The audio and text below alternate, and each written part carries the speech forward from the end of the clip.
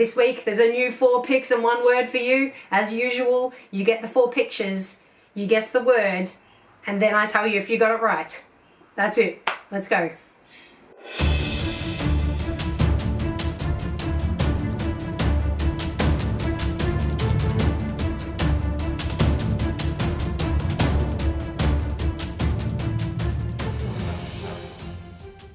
Five sixes, hello.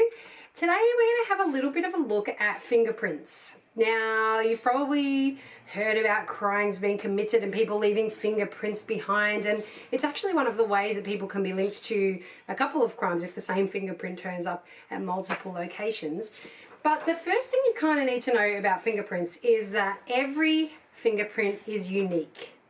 That means there's no other like it, not on your own hands, not on any of your family's hands, as far as we know, not on anyone's hands in the whole world. Now, the cool thing about this is that even identical twins who have exactly the same genetic makeup, even they have different fingerprints, which is pretty remarkable. Now, fingerprints are useful for all kinds of things, not just crimes. Not all of us are committing crimes, but because your fingerprint is your personal fingerprint and nobody else can have it, it can be used for security systems. It's often used to open your phone or your iPad by using your fingerprint. And you might know that when you do that, you have to move your finger around, and you have to do it like 10 times or something, putting different bits of your finger onto that circle so that it can recognize all the different parts of your fingerprint, which is pretty incredible. So when you're searching for fingerprints, there's a few ways that they can appear. If the person touches something soft, then the fingerprint might actually be embedded in there 3D. Like, let's say, butter or some soft window putty or something that wasn't dry, or then you might actually be able to see the actual ridges and troughs of the fingerprint in that substance. Now, the second is when the oils of your fingers are left on something. That's probably usually more smooth surfaces, because on a rough surface like a fabric or whatever, it's going to be hard to lift a print like that, isn't it? And the other way that fingerprints can be left is if the person has either dirty hands, like maybe they've climbed in a window and they've touched the dirt on the windowsill, and then their fingerprint is left on something else and you can see the dirt print behind, or maybe they've touched some paint and so you can see a paint print. So they're the 3 kind of ways that you can do it. Now, it's a bit hard in your own home to lift fingerprints. We don't have the chemicals and things that I guess the proper forensic scientists use, but we can muck around with it a little bit by using some powders and makeup brushes and things like that. There's plenty of YouTube videos if you want to go and look at those on how to do it. I actually personally don't have any of those really soft makeup brushes, and I don't have a powder that's quite fine enough to get a good print, so I can't show you that. So instead, we're just going to investigate our own fingerprints and how they compare to the people in our family.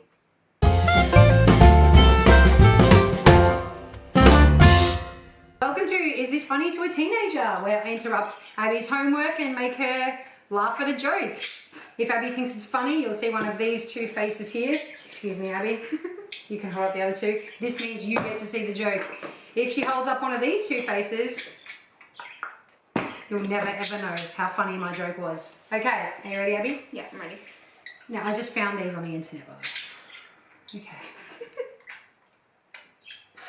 I haven't even started. Okay, let's try again.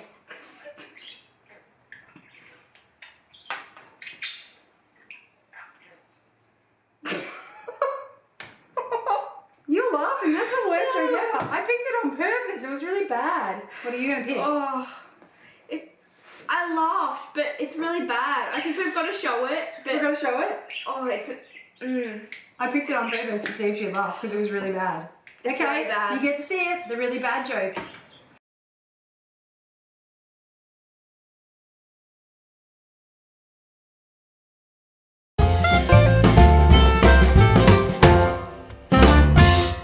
So there's 2 parts to your fingerprints. There's the bits that stick up, which are called ridges, and there's the bit that go down, called the furrows. And they're words that you will use in other contexts that mean the same thing as that.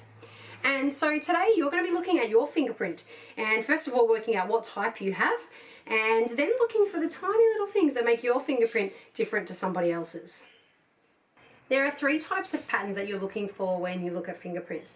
And the first thing that police do if they're trying to identify someone is they double check, do they have one of these 3 types. So the first one is a loop, the second one is a whirl, and the third one is an arch.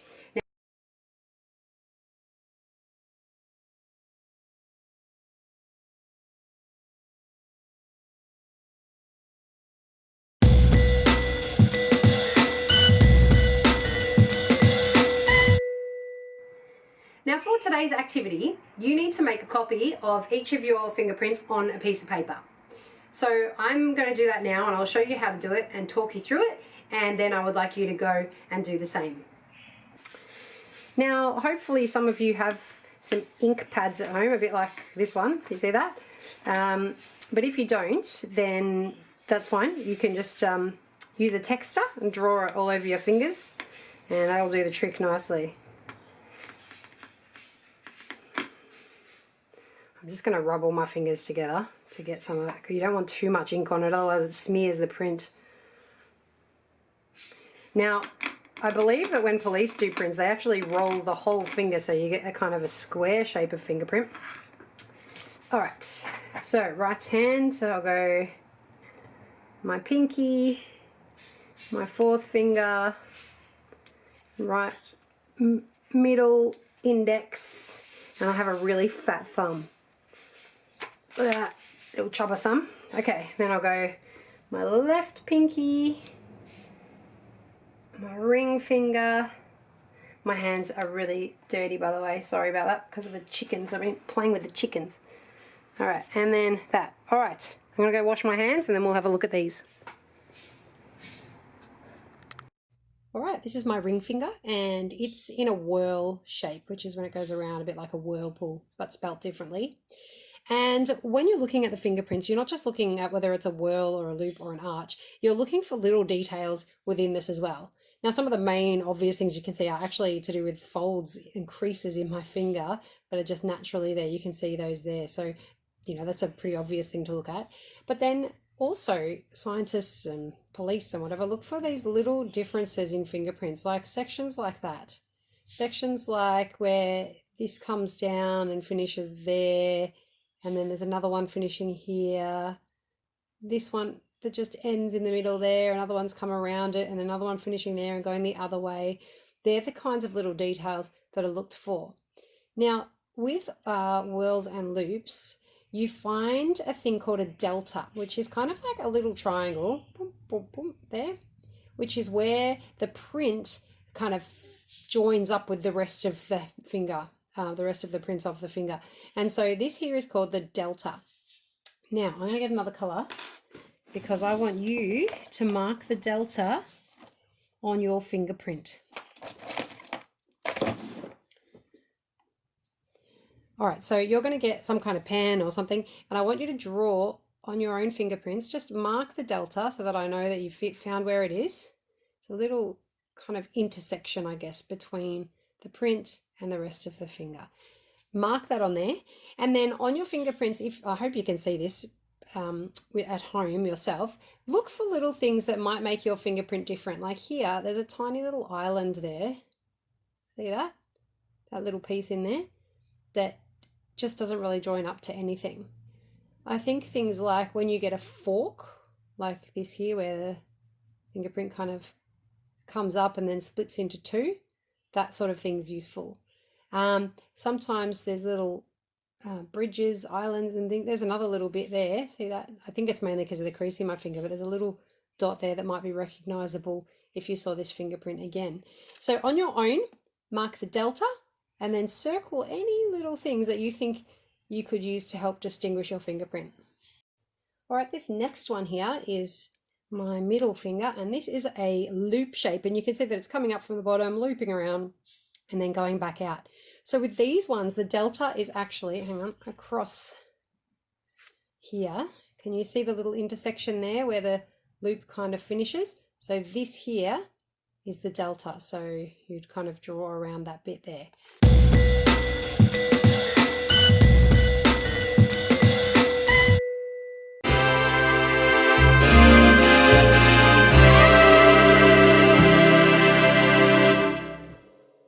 Ologies, the segment where we look at words that end in ology and what they mean. Now I have a few more examples from kids this week at school that sent them in. All right, these are a couple. Waterology, Jamesology, that's the study of himself, Mr. Beanology, Drawology, and Earthology. Nice one, guys. I think of all of those, probably Waterology sounds most like one that you could use. And so, I don't know if you've ever seen a movie called My Big Fat Greek Wedding. It's a funny movie, but they're a Greek family, and the dad is Greek and very proudly so.